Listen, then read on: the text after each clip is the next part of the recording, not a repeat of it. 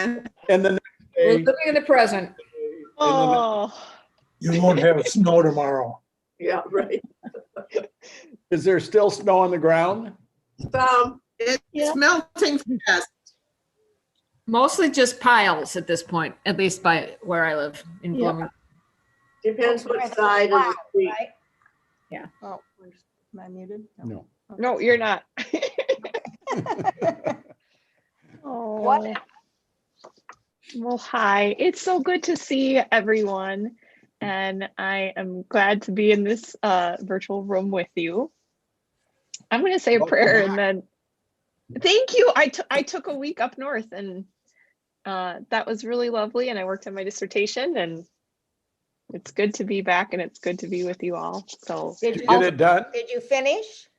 it's not done yet, but it's on track for being done this summer. So Woohoo! that's Being that's done more when? exciting than it this summer. And some of you know I quit at one point, so it's a great thing. So I'm excited about. Are you going to publish it? I am gonna try. Yeah, I think so. So we'll see. But and it's yeah.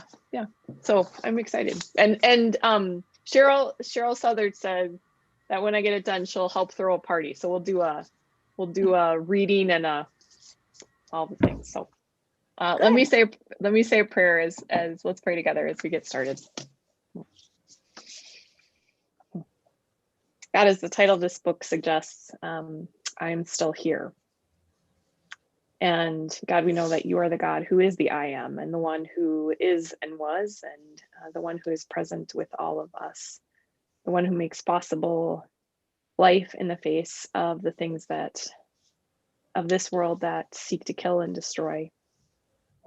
So God, on this night, as we gather, as we come from the places where we have been this day, from the places that have made us who we are, God, we pray that this night would be a deeper encounter with the I am who is you, and the I am that we discover as we hear from one another and from stories like that from our sister Austin Channing Brown. God, for these people in this space, we give you thanks and for the opportunity to be transformed ever by your spirit. In your name we pray, amen. And Well, hello. Hello. Tonight we are discussing I'm Still Here, Black Dignity in a World Made for Whiteness Get rid of this. by Austin Channing Brown. And for sound very Minnesotan, for tonight, what I thought we would just do is start off just by how I thought we could open by just seeing if there's any of you who did have the opportunity to read this book, if just any initial responses, your own reaction to reading the book,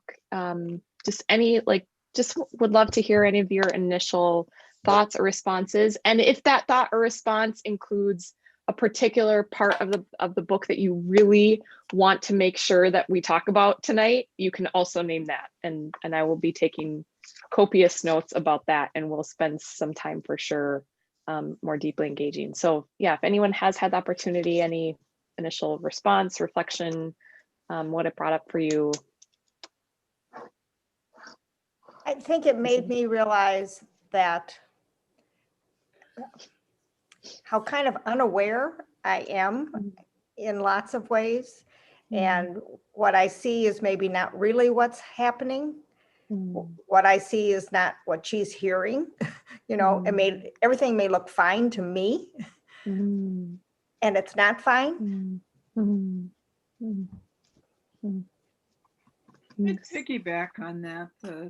I can't remember which chapter it was, but the one where she went through her day at work. Made me despair. I could see myself giving her those answers in almost every situation, but I would like to think my motivation didn't match what she took it for. But that means that we still wouldn't be communicating whether I meant it or not.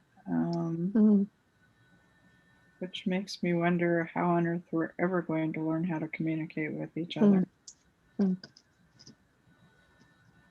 Thanks for sharing. And we'll make sure to spend some time. We'll make sure to spend some time in that section. And then let's go to Elaine, and then we'll come over to Betty. Elaine, I first saw that you showed us all of your. Go ahead. No, I have no stuck on almost every page, it seems.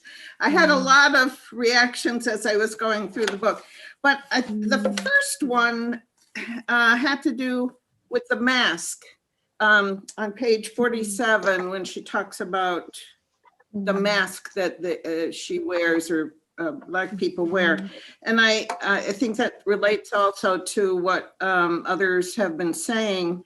I have seen that, I have experienced that.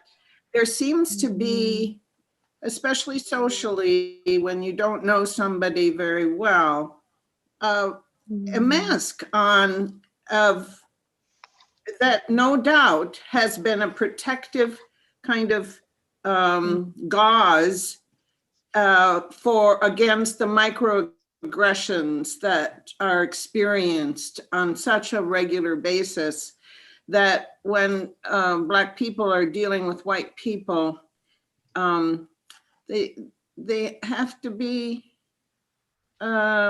self-protective, and yet they're they work to be normal and sociable and all of those things. But I do sense holding back and a natural fear or care or to be self-protective.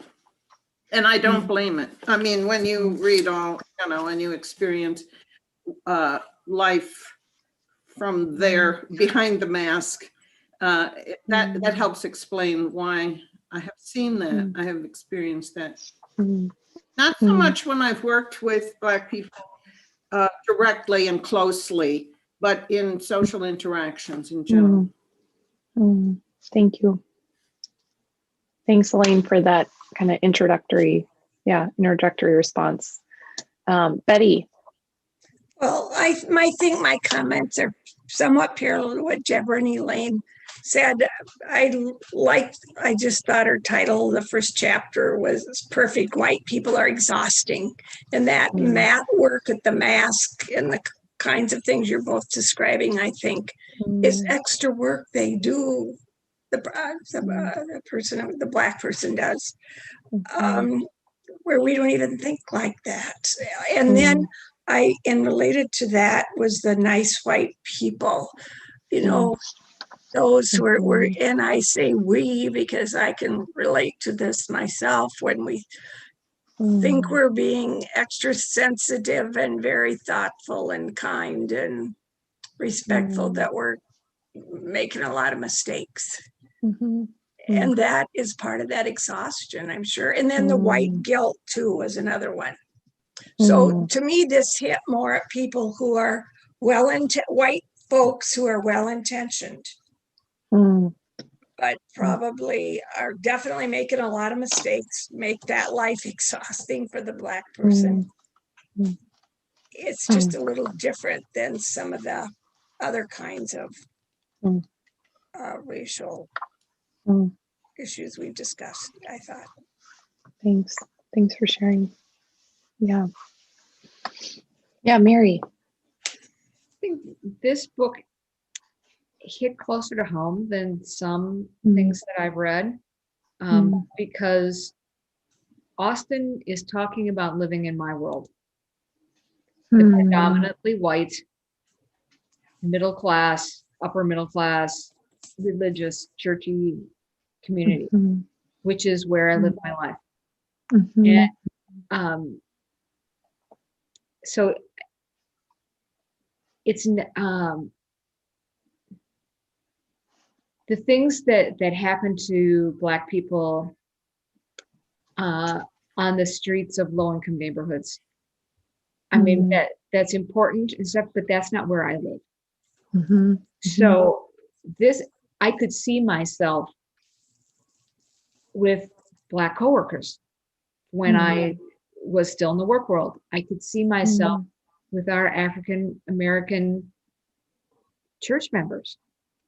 I could see myself, and like Debbie was saying, it's like, oh dear. With the best of intentions, what are we doing to these poor people? Thanks for sharing, Mary. Cheryl, you have your like your virtual hand up. Cheryl, oh, there you go. I think you froze for a second. Go ahead. So I too am the nice white person. It was Betty that referred to, and I've done some reading together. You all looked at movies and understanding all of that. And all the night white still I've always felt like but I hit the wall. She just to describe her, I thought, oh, I'm not sure. I think I could that, or I could think that. And she really taught me, my gosh, it includes me. And then it all made me feel, oh, well, so what am I supposed to next? Yeah. She say at the end, well, what are you going to do to make it happen again? And what are you going to do differently? But I'm, I live, I don't live in a white, but I live in a building. Yeah. And so what do I'm not. What do you do? I'm in the legislature. So what do I do? Yeah. Thanks. So thanks for sharing, Cheryl. Cheryl, your internet went in and out just a little bit. So a couple notes I'll just make in case your internet, your hearing of her was harder because of that. You know, I think that sense of that having like really Cheryl's naming, identifying with that sense of being that like nice white woman, and yet recognizing like, oh wait, like if you know I hit this wall and this, you know, there's these things she's naming that this isn't working, and so what do I do with that? Like, what does that invite from me? Like, how do I what's being asked of me in terms of how I show up? I'm not quoting you word for word, but I think that some of the elements is that fair, Cheryl? Yeah, okay. Thanks for sharing. And anyone else just want to name their initial response, and then we'll go into the text then. I just want to make sure. Okay. I named this on the podcast conversation that Christian and I had, which was actually me with Christian. Christian, we recorded him, and then one of his best friends had just died. And so then I recorded the rest after that. So it was a sort of conversation. It was me getting to hear from him and then me responding. I shared in this that this is actually, I think especially for us as, you know, people who are Christian, and Mary, kind of how you were naming of, you know, being for myself as a white Christian, I think her letter is as a Black sister, you know, as a fellow Christian, her naming her story and her experience, and it's also, you know, really readable. It's, you know, not a thick theology. It's an embodied story. It's not, you know, I'm so grateful that we've read The Color of Law. I'm grateful for some of these texts, and I was really glad to be able to read her text. And it's for me, it's one of my favorite books I've read actually in quite a while. And so let's actually go into the book a little bit. And I think kind of what I'll do is just a little situating of each chapter. And then for those of you who have had the opportunity to read, then I'll just open it up for responses, parts of that chapter that stood out to you, etc. So the first chapter is, as was named by Betty and others, is entitled "White People Are Exhausting." What this first chapter is really about is it's her situating what she's going to be doing in the whole text. and what it's meant. It's this is her story of, as she says, about growing up in a Black girl's body, but she grows up in a Black girl's body with a white man's name. And so she starts off in this chapter by talking about her name and how her parents intentionally gave her the name Austin, because they didn't want her name to be an impediment to her, and actually they wanted her name to help get her into rooms, recognizing that a name like Austin sounds like a white dude, and so they intentionally gave that name. And so she talks about her experience even of of then going into spaces where people think like you can't be the person who's here for the interview, and I think especially in view of what some of the research shows with whether it's professor reviews or job applications, the influence on perceived credibility of an application based upon name and how people associate name with then racial and gendered identities. Her name gives her a particular identity that gets her in spaces. And so so she, though, in this first chapter is really begin to situate who she is and what she brings into space as a Black woman, coming into organizations, having worked, like she worked at InterVarsity Press, she's worked at, she went to North Park College. So she's been in kind of evangelical white space, white dominant space for a lot of her life, and her faith has been really important to her. And so she's just, naming some of then what she has to carry in that space, and how that, like, trying to figure out, do I say anything? Do I not? Often, like, if she'll say something, folks responding to her like, perhaps you misunderstood.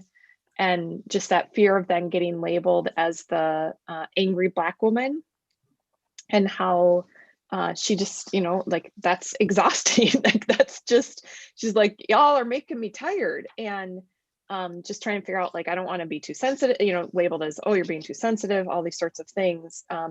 And so this is her basically saying, like, I'm tired and I want you to hear me. Like, I'm going to tell you my story now. And so that's where she starts off situating this chapter. And just two notes that I put in my comments, like as I was reading. And it's interesting because there's an author I kept coming back to throughout her entire book that she ends up talking about. And the exact article that I want to recommend to you is, if you have not read the piece by Audre Lorde entitled The Uses of Anger, that's a piece that's kind of, I think, one of the kind of sub threads that's influencing, or you can hear that voice throughout, I think, Austin Channing Brown's work. Of Audre Lorde was a Black poet, but also an essayist and a cultural analyst. And so I kept thinking about that. And then the second thing I was thinking a lot about during this chapter, and then I'll open up to you all, is my experience being a white woman in church. And many of you, your experiences in business, I'd be curious about, so I don't have the experience of being a Black woman, but I know what it is to not report sexual harassment because I didn't want to get labeled as being problematic.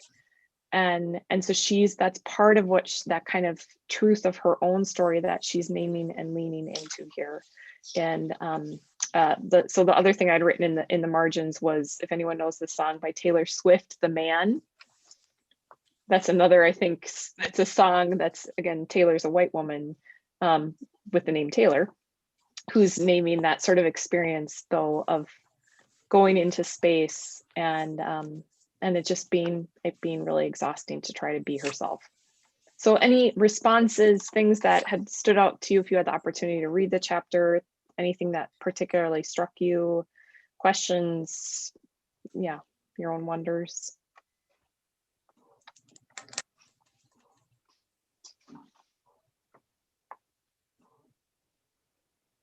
I think it's interesting that she starts to lay out and that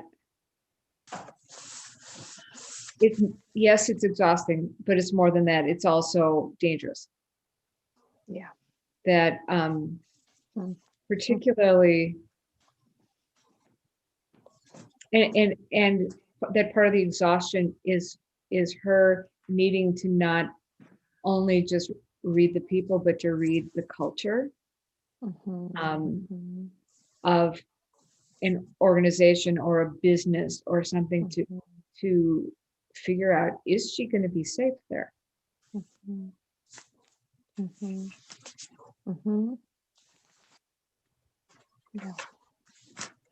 Yeah, thanks for naming that.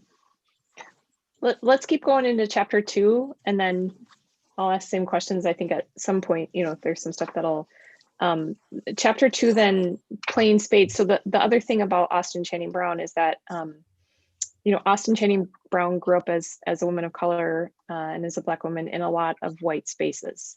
That was a lot of the truth of her life and her coming of age. But her home was a place where she learned pride and learned about Black culture and history. And I think for any of you who've been to the African American History Museum in DC, one of the powerful intentional things that they did in developing the museum was at every point, even in the midst of like profound, oppression, violence, etc., is that they always highlighted the stories of resistance, of power, of agency, and that's part of the home that she grew up in. It was a home in which she learned about the beauty and power of Black worlds and Black music and the resistance and not sure there. And so she narrates some of that in this chapter. But then also what happens is, as when she gets a little bit older, her parents get divorced. And so she's also living in between two spaces and communities. And so this chapter is also about then, being in the space where she's spent a lot of time in white space, but then now she has also an encounter with more Black space and Black church. And how that's where the plain spades is this sense of like, what does it mean also as a young Black woman Black woman raised in dominantly white spaces to also have spaces where her people, her culture, her heritage, her sense of belonging was affirmed. And so that she ends that chapter by saying, being found by Blackness, like that found her, and that changed her life and helped her to feel like she wasn't alone, or she wasn't just this weird outlier. And so that's a little bit of chapter 2, again, situating some of her story. Any responses, thoughts, questions, things that stood out to you, things you want to make sure like that we talk about collectively? Yeah, go ahead, Debbie. I thought her comment on page 26, I'm just saying that segregation didn't have to be followed with integration. Surely relegating us to the back of the bus could have stopped without us having to give up all the businesses that died because we started going to white folks. That just was a new idea to me. I'd never thought about that. I grew up on the great American melting pot theory, which would not have included that concept. I think that's still in chapter 1. That was, but just to follow up on that, that made me think about my own experience. I went to public schools all through high school, elementary and high school, but I chose to go to an all-girls Catholic college for college. And I've reflected back on what that experience might have, what kind of impact that might have had on my life. And I think the fact that we were all girls meant that we all did everything, and we didn't feel any barriers or even distractions. There wasn't any males around, so there were no distractions. But then I think about all Black schools, if they're really good schools, could be very beneficial in order to build a sense of identity without the distractions and the confusions and all of the stuff that go around with integrated schools. So I also thought that was an interesting observation. Yeah, I like, Betty?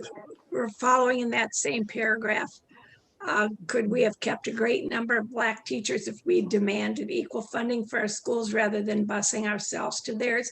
And that's a huge problem today. Having teachers of color or teachers of diverse ethnic backgrounds as teachers is just one of the areas that's so critical in education. And think of all the money we spend on busing.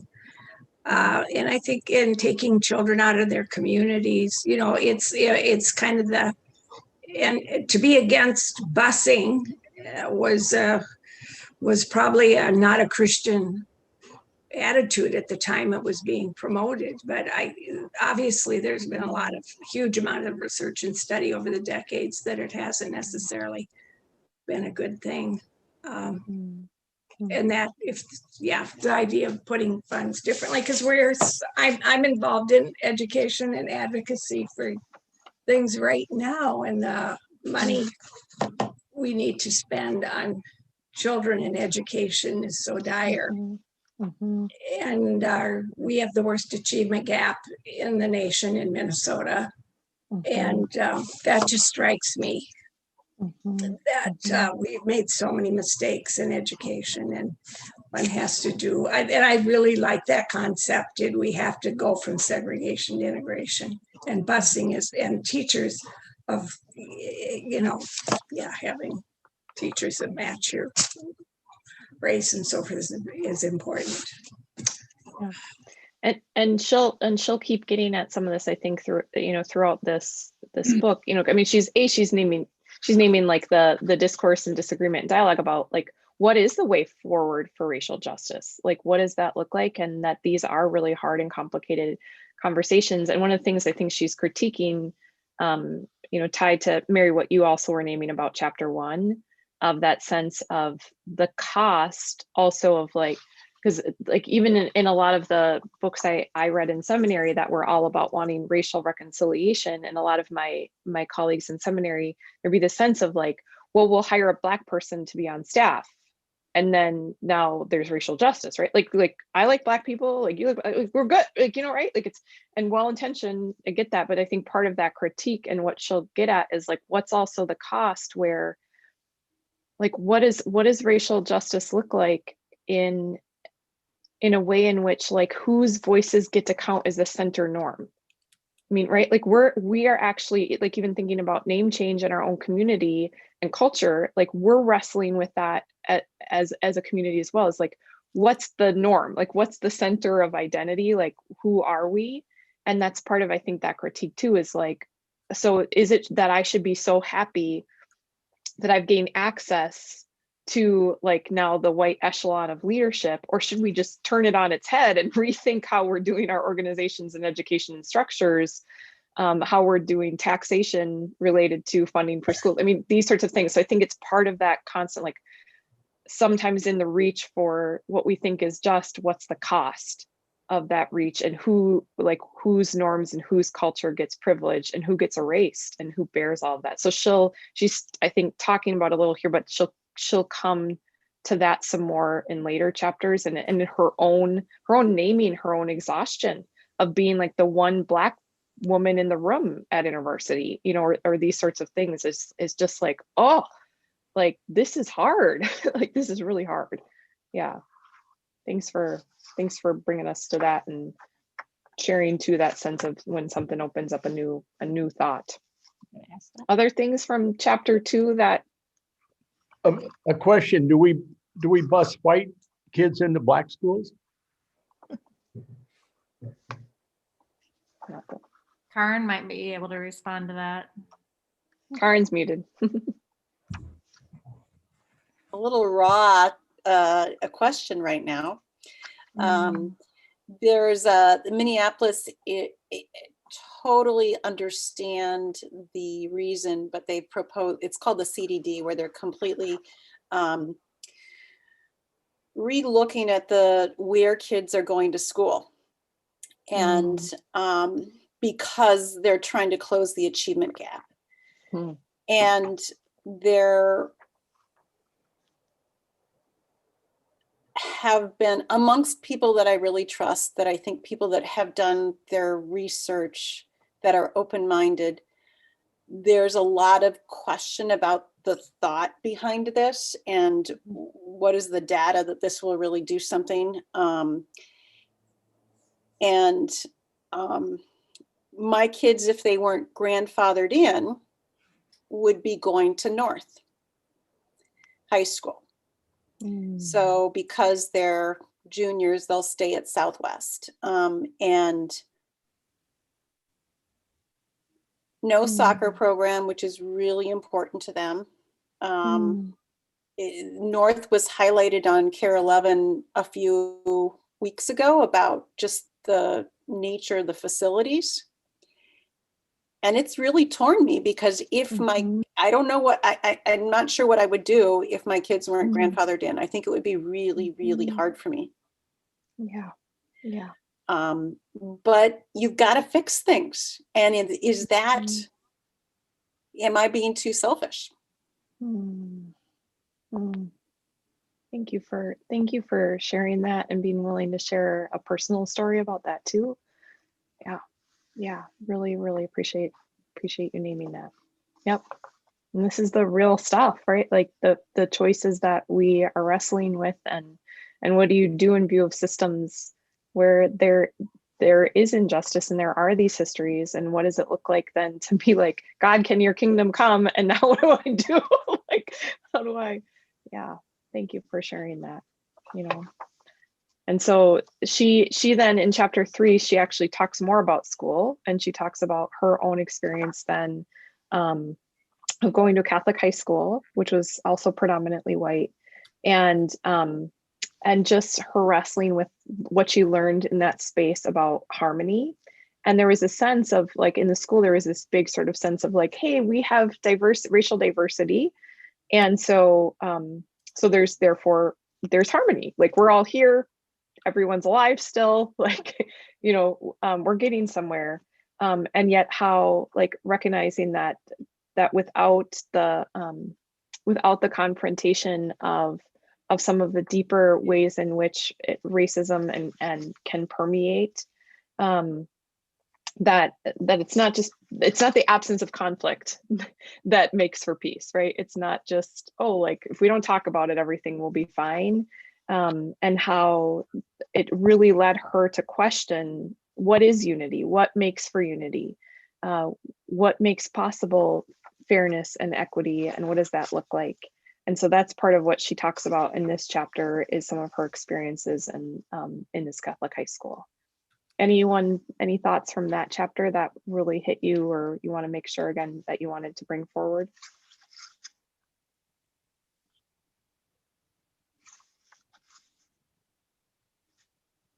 I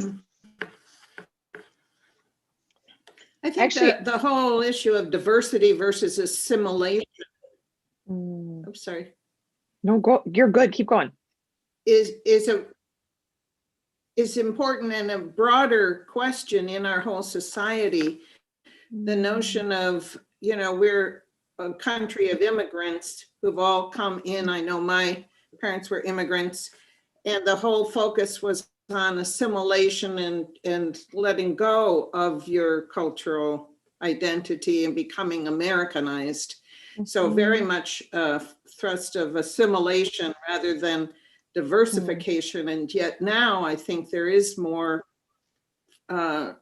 openness and exploration of the notion of diversity as opposed to just trying to, adapt to and adjust to the single culture, and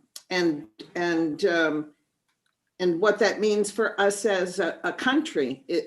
We have a big war going on between those two things, not just black, white, but cultural diversity versus assimilation. Assimilation here though means So it's a big issue. white, doesn't it? I mean, we're not trying to assimilate being black. Yeah, and also, yeah, but it's also the white quote, American culture as opposed to the indigenous culture or the culture you bring or whatever. It's this homogenization into American culture, whatever that is. which is I fine. like the idea that we're dealing with. I don't know. Yeah. Um, Yeah, Betty? And just a point about that, maybe if you're noticing in the news, there's a shift in some of the curriculum in history and social studies in Minnesota, trying to adapt more away from that. I don't know if you're noticing that, but there's what I was actually going to comment on is that this has come up in other sessions in the faith and justice throughout these months, but on page 48, that Black students are expected to have no problem acting as the race experts for their classrooms. You know, I've seen that in work settings too over the years, that when you're going to have a unit or staff awareness on diversity, you turn to those one or two, you know, mainly white setting, and they're supposed to teach you rather than you doing your own work, which is much more the way we are trying to move to think about it. Thanks. A fun new movie that just came out on Netflix is called Moxie.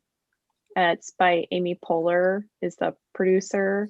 It's a high school coming of age movie.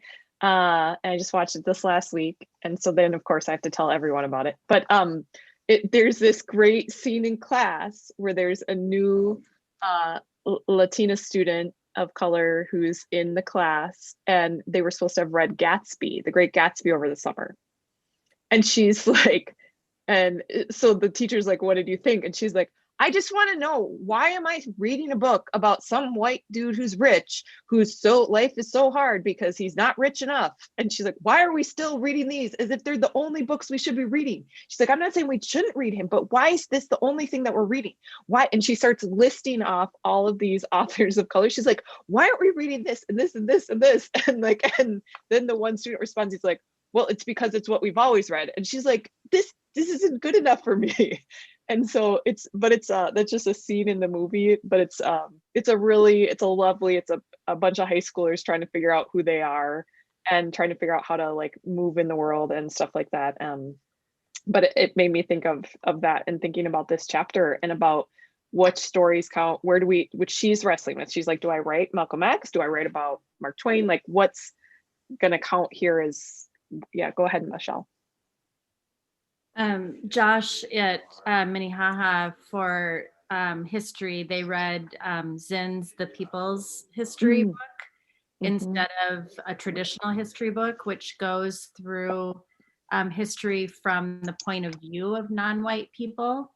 But then also, like part of me is like, well, slavery was part of our history. So how do we learn about that and yet not, like I've seen examples where if they're acting something out, like the Black students have to be the slaves in the, like elementary play or whatever, which is just ridiculous, which makes me think of Bridgerton, which I don't totally recommend because it's got a lot of sex. But the first 3 episodes, if you watch the first 3 episodes, they're very safe. And it takes place in early colonial England, except that it reimagines it. If it totally is not like, it's still patriarchal, but it totally imagines it as if Black people are not just the servants, the slaves, the whatever. So there's a Black queen and there's a Black duke, and like when you're watching it, it just is like normal. And so yes, that's not history, it's not historical. And at the same time, if we start to imagine what our history could have been and maybe try and live into that rather than kind of always being a step behind in a way, I thought that was a cool way of kind of reimagining and relearning. Thanks, Michelle.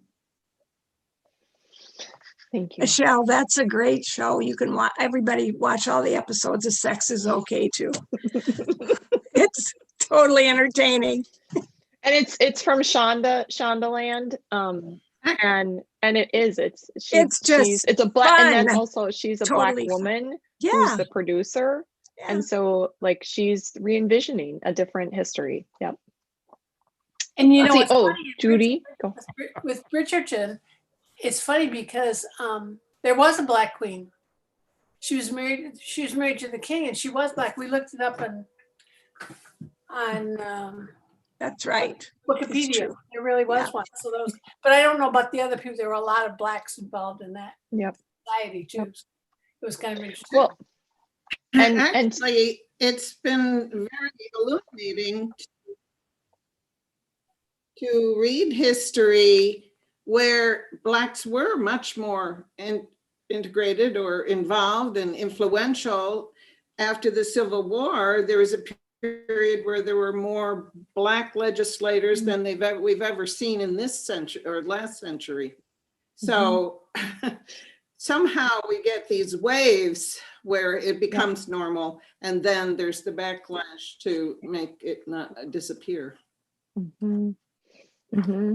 Yep. Yeah. Well, thanks for that. Chapter 4 then is when she goes off to college. She goes to Chicago. She's going to be an adult. She's there, and you know, she ends up going on a racial kind of justice exploration experience while she's in college. It's actually incredibly painful, and it's a, you know, it's part of, it's a Sankofa, so it's supposed to be for racial justice in that, and it's just like there's some really painful experiences she has during that time, and just then the Black students are responding and reacting on that trip and really saying like, are you serious? Like, we're supposed to be here on this racial justice trip, and this is terrible. Like how we're being treated as students of color just on this trip itself, and responded to. And so this chapter is called Ain't No Friends Here. And it's that sense of, I think, like learning in that space of having to keep her guard up, and that it wasn't safe. And, you know, it's that sense from her own professor, who's one of like the only professors of color there, that that the real world like really isn't safe to just be able to be yourself and let your guard down. And so she speaks some about that. Any responses from reading about the Sankofa trip? Anything else from this chapter for those of you who had the opportunity to read it?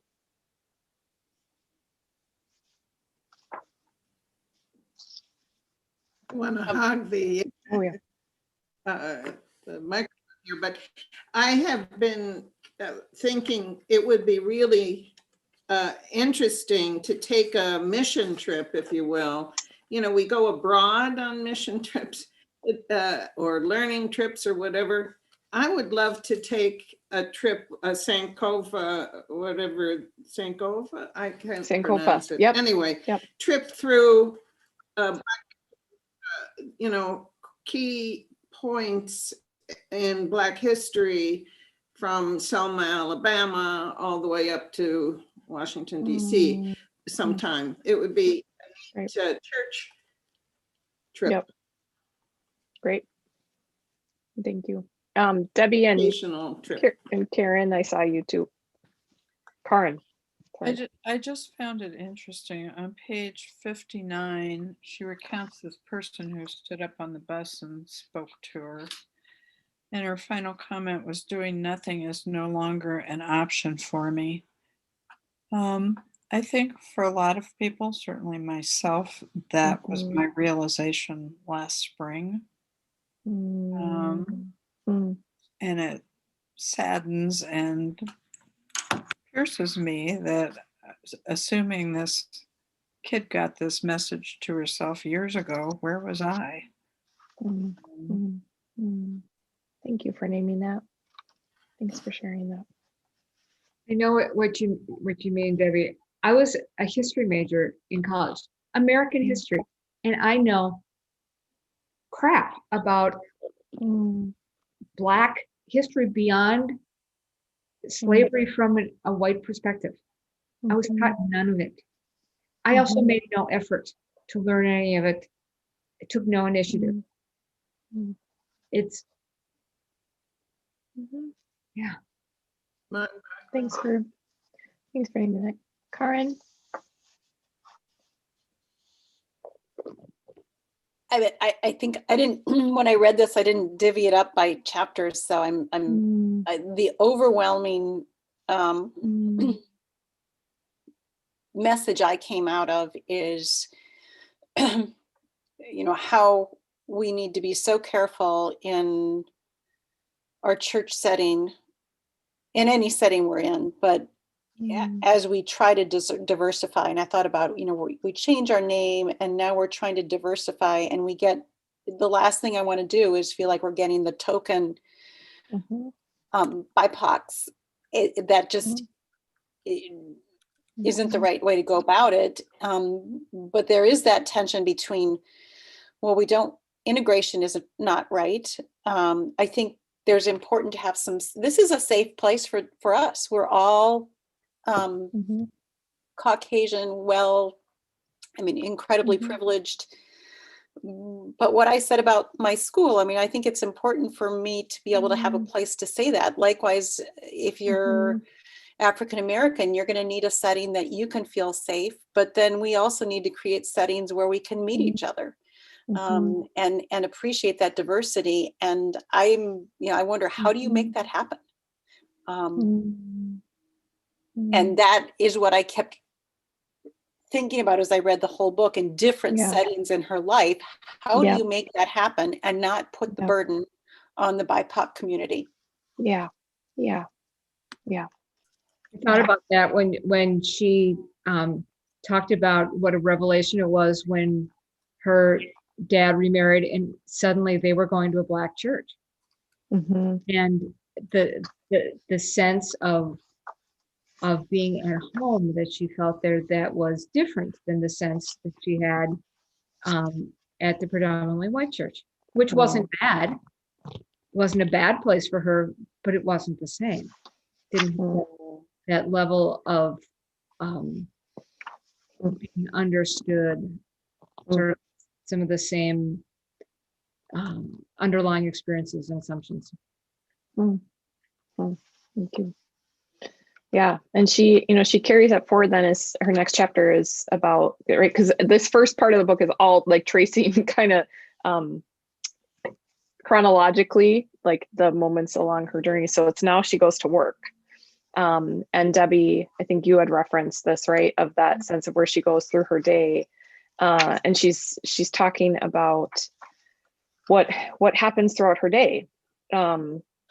And just the experiences that she has throughout the day that are often labeled microaggressions, where it's not like someone says, "Oh, you're Black, get out of here," but it's these moments kind of after moment after little moment of experiences that all combined are both exhausting, but also tell her she doesn't belong, that she's the problem, and she continues to go, that she's not a potential for leadership. And then I think for me, and 77 is kind of a moment that captures well. It's like she gets through the whole day, and then the question is, if she says anything, right? Well, if you don't like it here, why don't you just leave? And I just think about and you all have heard me talk about Andy Garbers a lot, but when Andy and I were first dating, whenever with just the communities I was involved in, like any of the guys that I knew who I was kind of dating or pseudo dating, if I would say like what I thought, so many of the men I knew, it was like, why are you being sensitive? Like, it was like my fault. So I was always like ready for a fight. So the first time Andy and I, something happened where he really hurt me, and I was like, I internally, right? And I can't cry, because if I cry, I'm just the emotional female. And like that, like I had this whole thing, I was ready, right? I was like, I'm ready and I'm going to win this one. And then we're going to break up. And he just looks at me and he's like, and he goes, "You're right. I'm so sorry. That'll never happen again." And I was like, then we got married the next day. No, I'm just kidding. I didn't. But like, but like, I think that's that sense of like, she's like, what does it mean for her to go through this day and to not have these experiences believed? And it's always like, you're overreacting, how could you think that? And then if you have a problem with it, well, why don't you just leave?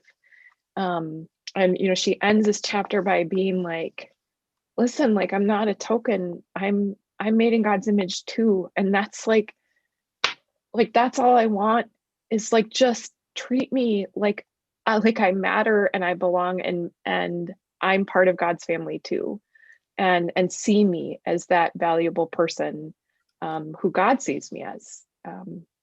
Any responses to this chapter, to things that came up for you as you were reading it? I just wanted to point out my favorite text, but I listened to it on the book, and especially if you have read the, highly recommend it. She does story. So when I think about through her day, what's wrong with it, change something. Hear her own telling that the day was really good. It's a very clear voice. It was a way to. So she actually for the audiobook, she reads it. And so that was really powerful for you to get to hear that. Yep. Great. Thank you. Thanks for sharing that, because I'm not generally an audiobook person, but when the authors read theirs, I often really, really enjoy when they do that. Yeah. Others? I think it's pretty profound on page 78 and 79 of talking about our coworkers. This is near the end of that chapter, where they were praying, but they're no longer praying about my circumstances and about me, and the prayers aren't for me. Their prayers are that I would become who they want me to be. Lord, make this Black person just like us. I think, even recognizing that the prayers are, there's all these messages throughout the day, and I love how she says after several paragraphs, the message, and then the message, there are lots of those messages throughout that chapter of what their actions or behavior, or their words or behaviors are telling her. And then near the end, even their prayers make her feel like she needs to be like them. Well, She wants to fit in. Isn't that just kind of it's my understanding of white privilege, which is that my white comfort is more important than your Black discomfort. Yeah. And so, it's your job to tend to my feelings. It's your job to make it that I'm not uncomfortable. But how much of it is intentional or not? It just occurred to me. We are, as white people, we are socialized that this is the way it is.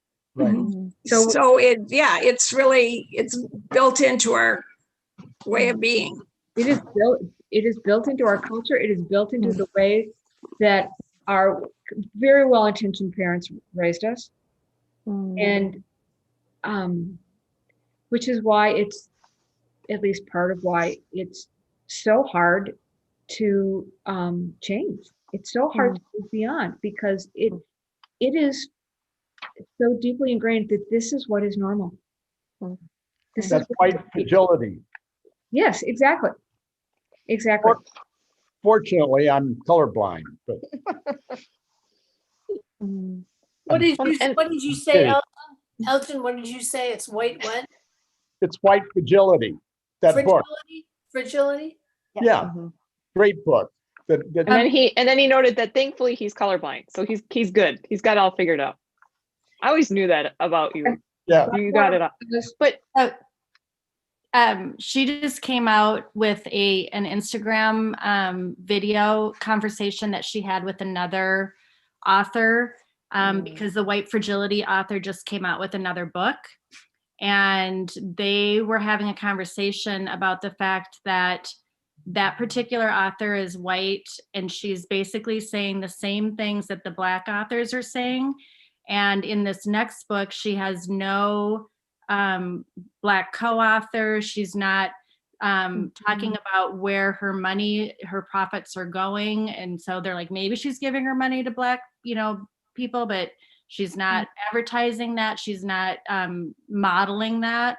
And so they actually coined it as white violence rather than white fragility, that we've even softened our label of how we, all of our microaggressions. Yes, we might be trying to be nice, or we're trying to do the right thing, but because we're so centered in the story that it's actually violence upon them. Like, that's why, people of color, like, their health is bad. And, everything that she was talking about in the book. And I found myself feeling defensive as I was listening to it, because it's like, well, I read that book and I feel like, like it helped me, learn something. And they weren't necessarily saying like, you shouldn't read the book, but they were like, if you can get it from the library, or if you can borrow it from a friend, like, don't give the profits. Like, and if you're going to read that book, then also read Austin Channing Brown's book, or also read somebody else's book. And so, but I found myself feeling fragile, and probably like, in a different space, I might want to say something to help them know, like, I'm not a bad person, which is just part of the whole issue. Deborah, it was on Instagram. It was just like a Instagram live when they found out her new book was coming out, and they were upset about it. Well, and that's thanks for naming all of that. And I think that's a really good transition to where she goes next. I mean, and we should actually interlude though. She has this lovely little interlude where she talks about why I love being a Black girl. And for any of you who are social media folks, one of my favorite hashtags is Black Girl Magic. And it's so it'll be like hashtag Black Girl Magic. So it's like Black women and Black girls and Black, or white women lifting up, or other people lifting up amazing things of Black women.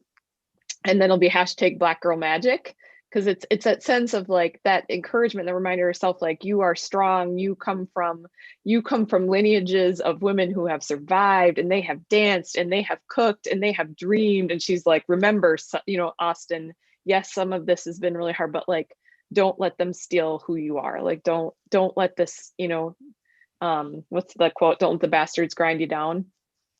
And so she's like, don't let that win. Like, remember who you are. And so she goes though from there into the chapter 6, which is the white fragility. And I think to some of what we were just talking about, I will also say that, so this chapter for me is, I think, like, I read it being located in our church.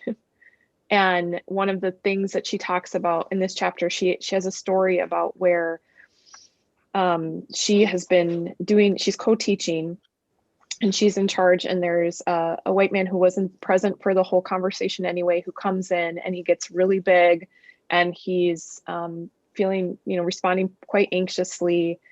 And she ends up talking about on 89, especially, just the sense of what makes white fragility so dangerous is that it ignores the personhood of people of color, and I'm quoting her here from 89, and it makes the feelings of whiteness the most important thing. And how basically what ends up happening is, through this experience, is that instead of being a conversation about her safety, her well-being, etc., it's about, what do we do about this angry white guy? And finally someone, because it was like, well, couldn't you have spoken better to him? Couldn't you have said it better? Couldn't you have, like, maybe you could have done it, all these things. And then finally someone says, wait a minute, like, he is a grown man.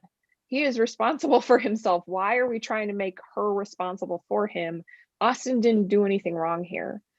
And it just, I think this whole chapter, because that's part of the conversations we've been having even as staff, is whose voices get centered and whose voices count, whose grief counts. Like, how do we lean in on these hard topics and conversations, whether it's about our name, it's about race, it's about gender, I mean, whatever the hard conversation is, if we're going to wrestle together and risk, like, how do we lean in that, and who do we ask to do the emotional, spiritual labor? So this chapter in particular really hit me in view of our own wrestling as a community of faith. Any others responses to this chapter, things it connected with, made you think about? I thought about name change in terms of that part of the book that you referenced, where, after this sort of the debrief after this difficult conversation with this angry white guy, that and how quickly it devolved into essentially, how do we take care of that guy, rather than how do we take care of the Black woman in the room. And it's hard. I mean, in a perfect world, we'd be able to take care of everybody. And I've come to the unfortunate conclusion that a perfect world only exists in my head. So I don't know what we do about that. I'd like to make an observation. We live in a white male world still, different maybe than it has been, but it's still a white male world. We're talking about the white and the Black part of it. And yet there's one male out of 13 females, actually 14, I guess. And we're not going to get anywhere until we get the men involved in the discussion as well, because I think they're part of the race problem as well as part of the gender problem. We need to have them in this context and in this dialogue. I don't know how we do it. Sarah, this is my Andy. Yeah. No, I think it's a serious issue. Yep. In most discussions we've had, I've noticed that it's the perpetrators are not present, or the major perpetrators are not present for whatever reason. And anyway, enough said. Sorry.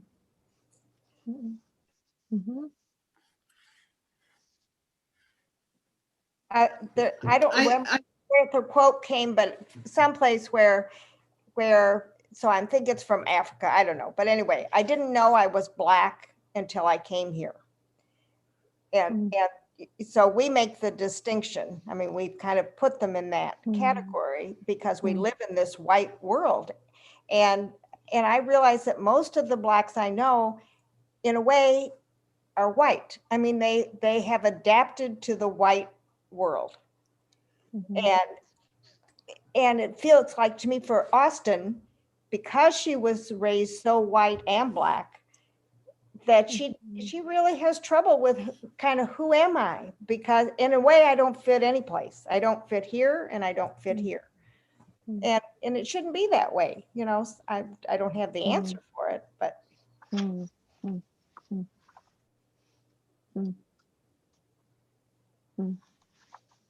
I just want to add, well, before I do that, thank you, Elgin and Sally, for those comments. I think they're illuminating.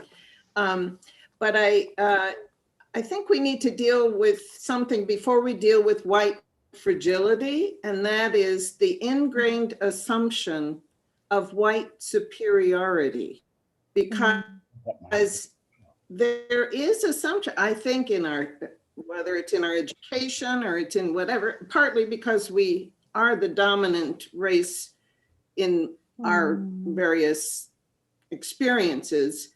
But first, we have to break down the idea that white is superior to Black bodies, or to Black minds, or to Black gifts, or other cultures, or whatever. And then fragility is the fear of having our privilege toppled or our comfort somehow dissipated. But first it's superiority that comes, then and privilege, and then the fragility is the fear of any of that being taken away. and it might not even be conscious. Mhm. There's a fear of being uncomfortable, and I think it permeates our church.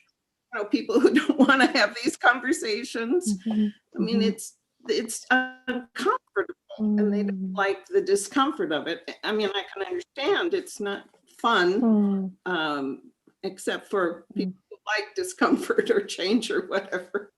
Yeah. Anyway, Thanks, those Elaine. are different concepts. I think we need to all of them. Thank you. Debbie, I'm sorry, I think I missed you there as well. Well, it's sort of off topic now, but I was just reminded by something Sally said. One of our kids'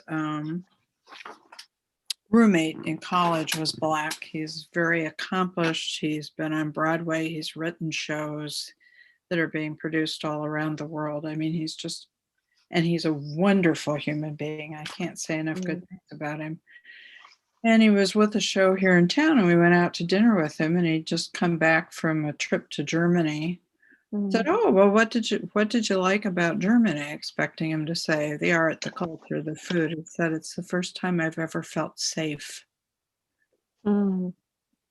Nobody in our country should have that kind of a reaction. Thank you.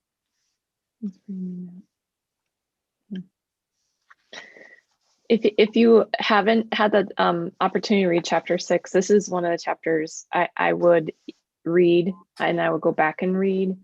I've been wrestling and thinking a lot about that, about whose comfort and whose voices and who's the norm.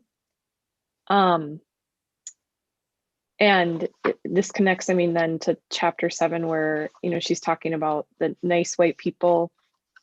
This made me think a little bit about Ibram Kendi's work, and the sense of, you know, it can be easy to be like, oh, thank goodness I'm not some of those peoples. And this for me is where like the Christian theological imagination, I think, can be incredibly helpful, because for me, I think one of the things that I found really helpful is the sense of like, we all profess like we're all sinners saved by grace. Like we're all have fallen short of the glory of God. Like I'm in process. Like I think this thing, you know, Michelle, you wrote that anti-white supremacy, like this is the waters I was born into.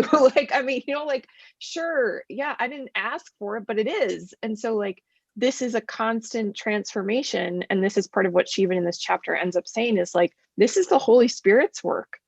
And so like, how do we keep aligning ourselves more deeply for the Holy Spirit to keep opening up things and unveiling things, and like, and that's okay, that's not shame, that's grace. You know, like that's part of the invitation, is to continue to lean into the work, but to continue to lean in. I shared with Michelle, and this actually connects then, you know, where she goes in the next chapter too, with the story that we tell, you know, that it's this is actually the truth that'll set us free. This is hard work, but it's haunting work, and it's God's work for us to continue to lean on this. And so she's like, so go do your work, white people. Like go get your stuff with God worked out, you know, keep working on that.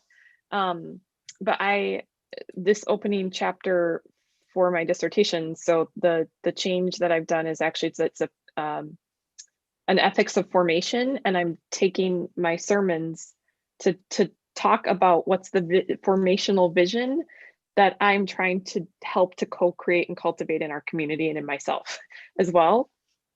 And so I do a big kind of situating both my own self and my own identities and my own story. And then I talk about the history of Edina and the story of Edina, the story of colonial church leading up to the moment where we're at as a community, right? And so I shared my chapter draft with all of my colleagues and in my doctoral program, and they're all doing really intentional decolonial ethics. One of my colleagues is a second generation Filipino American minister, and one of my colleagues, she said, Sarah, I love what you're doing, but I'd like to name that you start your chapter with settler history. You start it with colonization. was like, oh my gosh, like I'm trying to write unintentionally, like we need to decolonize. And I started with 1873. Like that's when I started talking about the history. But I was so, and I'm saying that just to say, like, I thought I was writing something and I missed it, right? Like I missed it. And so what does it mean, like, that we're all in process, like that there's grace, like, and so what I got to do then last week is I got to spend time reading and right, and it's like, okay, like I didn't know that, I hadn't made the connection that in 1858, when we have statehood of the state I love, right? That's actually because of the Missouri Compromise. We're wanting to have more states for the Union. And then our Governor Ramsey goes to DC, and we're one of the first folks. And I'm really proud of our history. We held the Gettysburg Hill, and, you know, we changed the war, and yay for us. And I'm so glad I'm from the Union. At the same time, there's the US Dakota War. And then, like, Native Americans around the state are pushed into a forced internment camp at Fort Snelling. And then Governor Ramsey, the same Governor Ramsey who got us on the side of the Union, yay us, we're saving people. Like, then at the same time, there's a Native Expulsion Act that's happening. I didn't know that at all. Didn't, like, you know, so just, I think that, like, I'm saying that to say, like, we're all in need of grace and we're all in process. And so how do we keep, you know, leaning in and taking up that work and that invitation, and whose voices get centered and who's responsible for doing our emotional labor for us, and that God keeps inviting us all to keep showing up for that work. So that's my own response to these, like, 3 chapters where she's doing white fragility, nice white people, and then the story we tell. But I'd love to hear parts of any of those 3 chapters. So we had already talked a little bit about that white fragility, but the 6, 7, 8, are there things from these that stood out to you that you want to make sure we highlight, that we get to?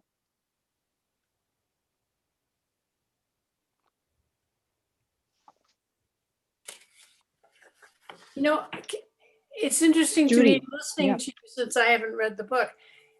Sometimes she sounds like she might be, I don't know, too reactive to some of the stuff. Did it ever impress people that way, or is that wrong? I mean, I'm just hearing these comments, I'm thinking, is she too sensitive to all these things, or is that what happens when you've been Black and you've been put down and all this stuff for so long? That's just how you feel. Yeah, I think I'd love for you to read her. I think I will. I can read it, yeah.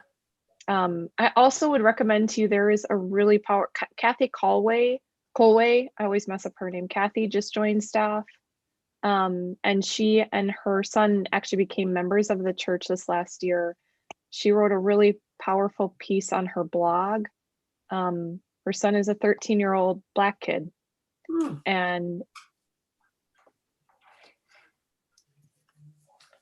she names what he already has been learning about the world and how it works, and his experiences of his basketball team. Could you were you looking that up, Michelle? Could you put it in the chat? Because I think, and in it, she references a quote from James Baldwin, who we'll read later this spring, in which is, to be Black and American is to be perpetually in a state of rage all the time, or something is the Baldwin quote. It's like that sense of trying to continue to live in a country you love, that also there's so much pain. And, you know, I think that's where anyway, that's, thank you. Kathy's coming to speak to Women's Renewal on April 8th. Great. Oh, yay. Great. Yeah, Kathy's great. Judy, I had that feeling too, wondering if she's super sensitive or whatever, but then I realized that her work was to, you know, reflect on all of these things to help us experience it. And so she had to do that. she had to talk about all these things for us to get a little insight into Yeah. her world. Well, I just listening to what you're saying, that's what I wondered about that. But that's helpful. Thank you. I think there's also the, if it happens once, you can brush it off. If it happens every day, Yeah. it grinds on your soul, and that's her reality.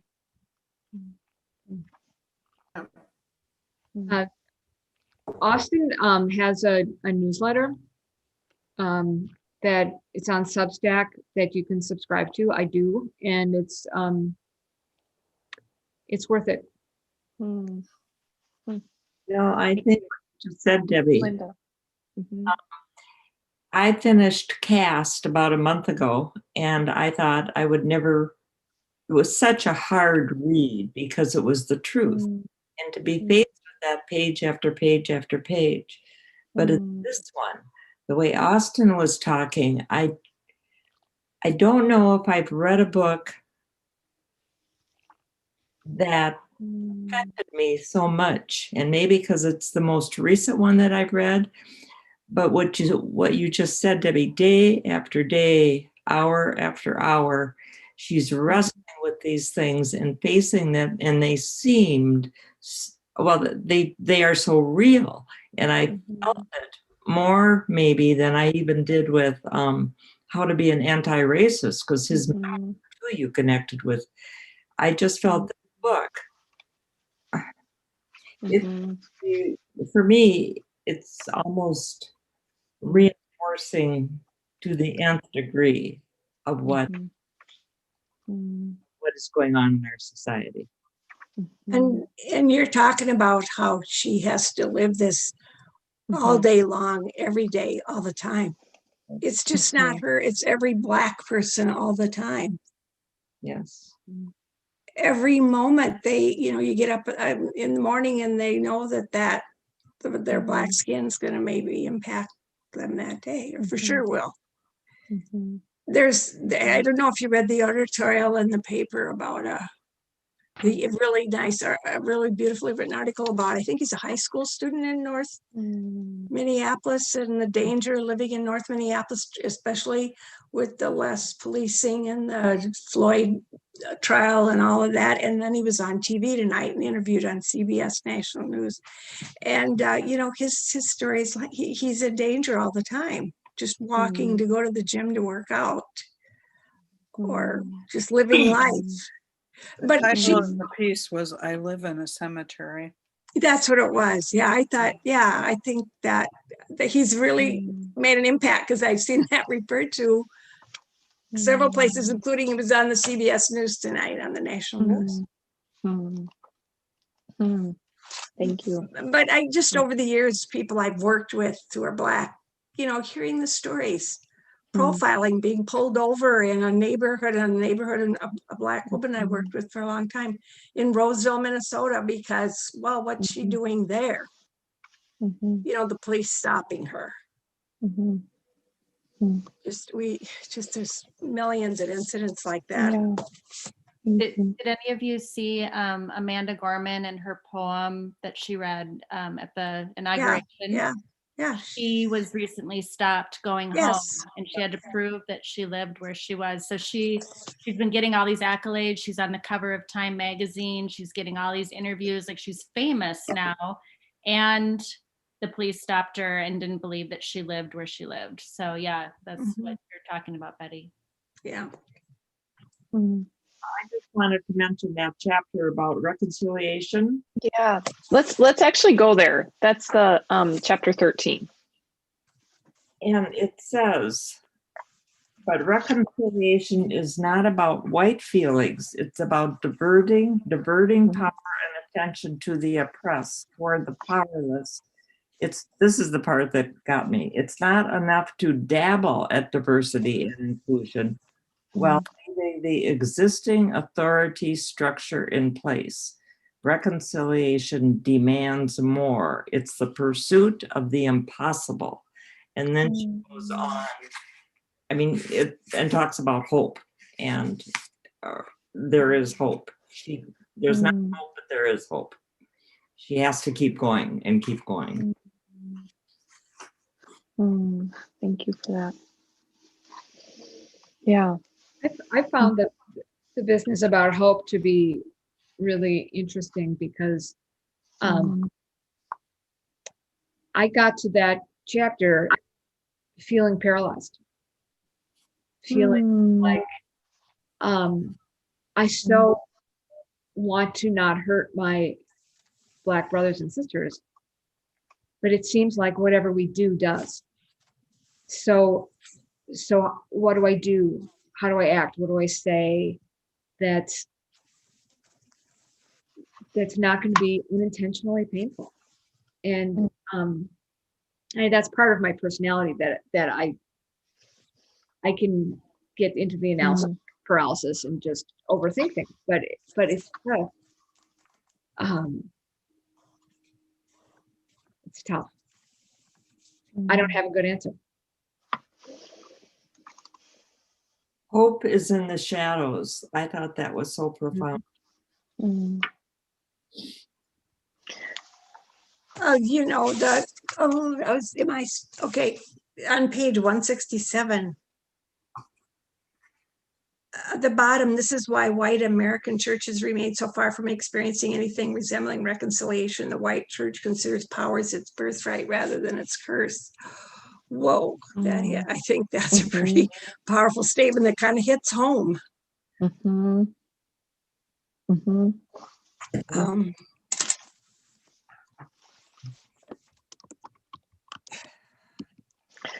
Sorry, I got a call and kind of missed the last couple minutes in here, but if you've ever been on a Zoom meeting with me and listened to me,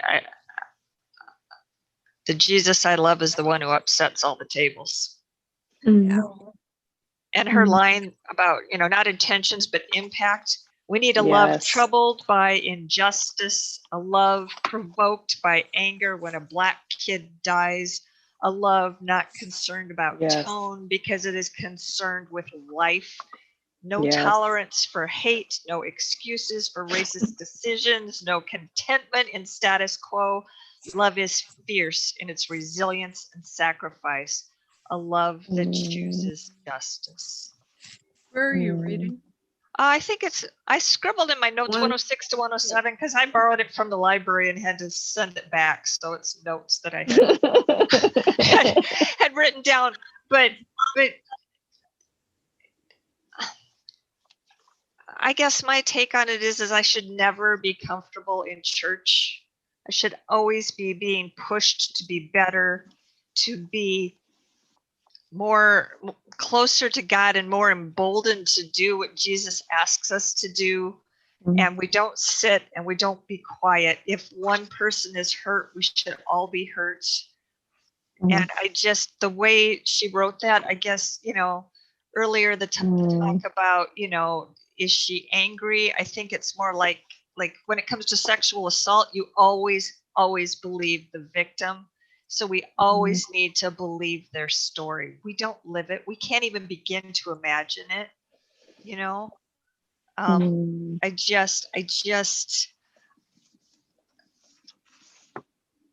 I guess for me, all of the racial stuff that we've been doing and what's opened it up to me and what has bothered me the most is how institutionalized it is within the church.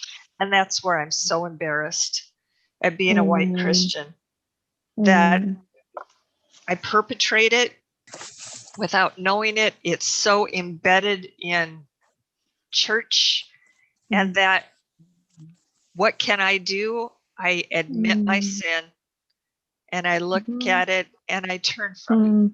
Just like we're talking about with Easter, you have to turn from it. And gotta turn. And that to me is, I think, this first person, this book hit me harder than any of the other ones that we did. And some of those books hit me really hard, but this one really touched my heart because she put her heart out there. Okay, I'm done soapboxing. Along that line, in White Fragility, the thing that really got me was the idea that we are harmed every bit as much as Blacks are harmed by racism. And I'd never kind of considered the harm that it does to us and not being who God intended us to be.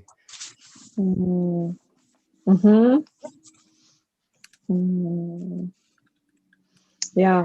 Yep. One of the things that I came out with from this book, and it's sort of sometimes the books all run together because there's so much I read, but the theme, God gives us what we can handle. And I look at the Black church and Cheryl, I understand the shame and the embarrassment at the our white church. And I look at the Black church and how can they still have faith? And wow, what can I learn from them? And that comes out with her. It came out in her, it came out in the cross and the lynching tree. And to me, that's a really, what an incredible group of people that we have something to learn from. And if you haven't watched The Black Church on PBS, go back and watch it. It's amazing. I get the same, kind of vibe that you did, Karen. It's just how much we can learn from that story. Yes.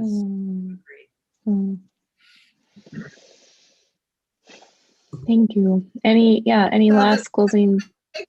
Go ahead, Elaine. Well, a big question is, how do we invite, encourage others to wrestle with this? I think those of us here have been, on this journey together and going deeper and deeper, but there's a lot of other folks in our community. And I don't know how we, as Elgin says, we need to get the men, but we also need to get the women. I mean, there's a whole lot of folks. How do we, give them the incentive to wrestle? I don't know.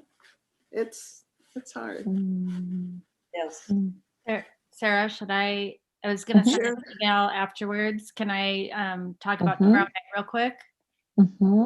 I was going to send an email to everyone that tomorrow night we are meeting on Zoom to talk about name change and to talk about next steps and to think about the annual meeting coming up and what we as a congregation, so I know I'm speaking as a staff, but I'm also speaking as a congregant.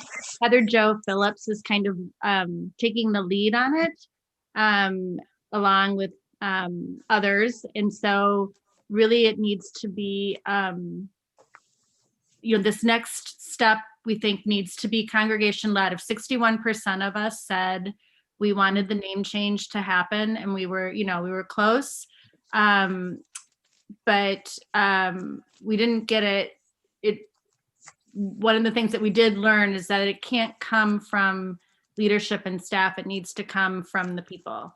Kind of a congregational uprising of we believe that this is what needs to happen for racial justice. So I will send you the Zoom link after this meeting, and if you're able to join us, we would love to have you join us. If you know of other people who think, we kind of want people to know who might be wondering, like, did they just not accept the vote and now we're just going to move on like nothing happened? And so we do want people to know that no, we're not.